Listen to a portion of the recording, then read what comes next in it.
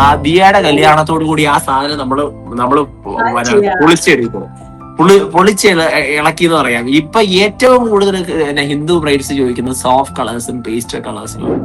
ദിയയുടെ സാരി ഇന്ന് വരെ ഞാൻ ചെയ്തിട്ടുള്ള സാരികളിലെ എനിക്ക് ഏറ്റവും ഇഷ്ടപ്പെട്ട സാരി ആയിരുന്നു ദിയയുടെ സാരി. പക്ഷെ അതിന്റെ കളറൊന്നും പ്രോപ്പർ ആയിട്ട് നമുക്ക് ഫോട്ടോസിനകത്തും വീഡിയോസിനകത്തും ഒന്നും കാണാൻ പറ്റിയിട്ടില്ല എന്നുള്ളൊരു വിഷമം ഇന്നും എനിക്കുണ്ട്. അഹാനയുടെ സാരി ആണെങ്കിലും ഇത്ര ഹിറ്റ് ആവുമെന്ന് ഞാൻ ഒരിക്കലും എന്ന് വെച്ചാൽ ഇത്രയും ഒരു ഹിറ്റ് എന്ന് പറഞ്ഞു കഴിഞ്ഞാൽ ഈവൻ അതിന്റെ തന്നെ ഡ്യൂപ്ലിക്കേറ്റ്സ് ഒരു 1.5 വർഷത്തോളം എല്ലാ സ്റ്റോറിലും അതിന്റെ ഡ്യൂപ്ലിക്കേറ്റ്സ് വരെ ഇറങ്ങിയ അത്രയും ഹിറ്റ് ആയിട്ടുള്ള ഈ റീസെന്റ് എനിക്ക് തോന്നുന്നു നമ്മുടെ നാട്ടിൽ എവിടെയും അത്രയും ഹിറ്റ് ആയിട്ടുള്ള ഒരു സാരി ഇല്ല. അഹാനയുടെ സാരി വാസ് സൂപ്പർ ഡ്യൂപ്പർ.